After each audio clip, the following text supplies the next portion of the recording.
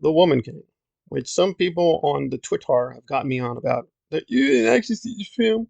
They actually condemned the slavery. It's not as bad as people say. Oh no, it is bad. It is monumentally bad. But I would agree the quality of the actual film is above average. So what is this stupid neo-Nazi fascist mess? Well, we're looking at Dahomey, which is a real kingdom, slave trading kingdom, but we're looking at it when it's kind of in a reformist stage, I guess. And some of this is real.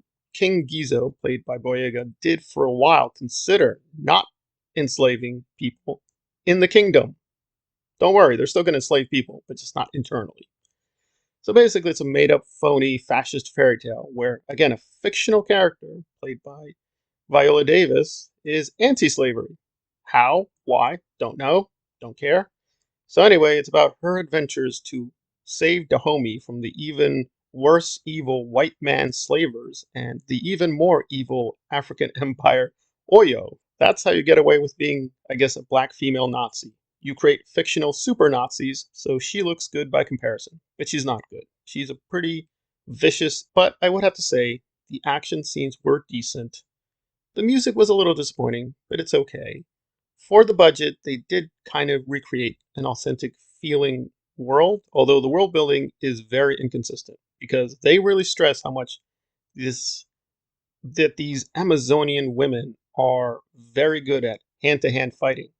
But then at the end, one of the women kills one of the bad guys with a gun.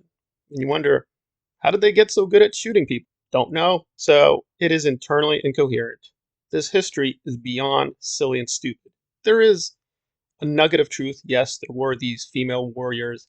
Yes, Gizo was less evil than some of the other people. He at least humanized certain parts of their rituals because they did human sacrifice. So he pulled back on some of the worst features. So basically, we're looking at Stalin or Hitler and his not totally crazy period, and just highlighting a female warrior and saying, why don't we look at this non existent fascist black female superhero? Well, there's a lot of reasons. Because she's evil. Even in this film, she's evil. She's pretty evil. She's helping genocide and slavery.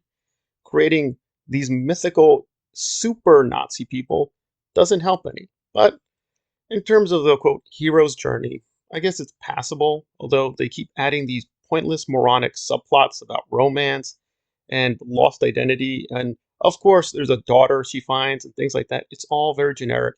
It's been done before and it's been done better. If you want a good fascist film like this, then see Braveheart. Braveheart is pretty similar. It's pretty stupid historically, but that's great filmmaking. This filmmaking is not great, but it is good. I have to say, the director is a good director, but Prince by the Wood is really just morally stupid and evil. You did a good job of making black Nazism palatable. Why is this good? I don't know. But in terms of the narrative, I would have to concede the plot here makes more sense than Black Widow.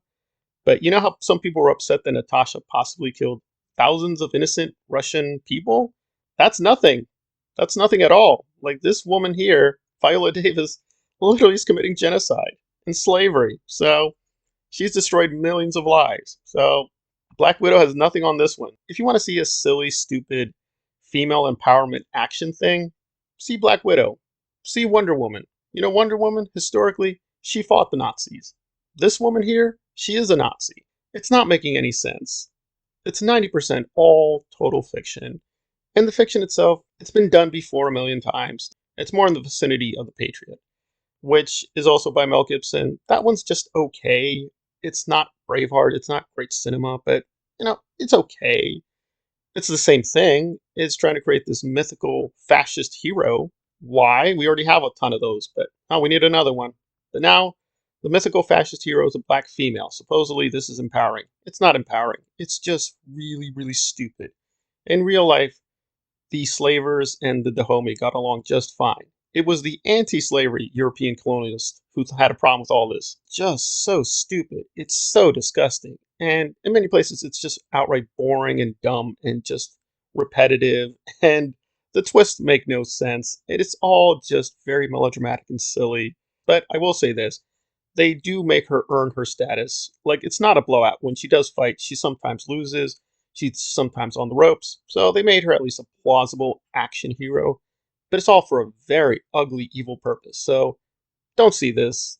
It's not worth it. There are much better films. There are much better action films. There are much better black films. There's so many better films than this.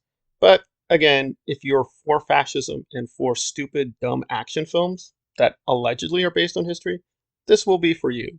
Like, I looked up Robert E. Lee. There's a lot of mythology about Robert E. Lee. Yes, he did kind of oppose slavery, but he was still fairly racist, and he was apparently like this nutcase Christian who thought ultimately slavery was still kind of good in a way. But at least with Robert E. Lee, if you skew it enough, it's plausible to present him as a good person. You really can't skew anything here.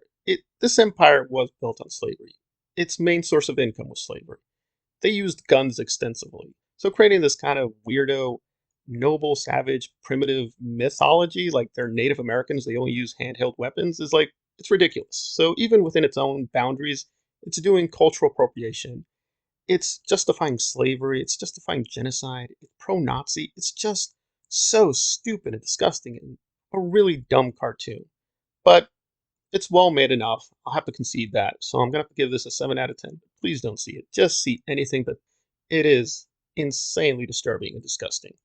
And that is The Woman King. Don't see it.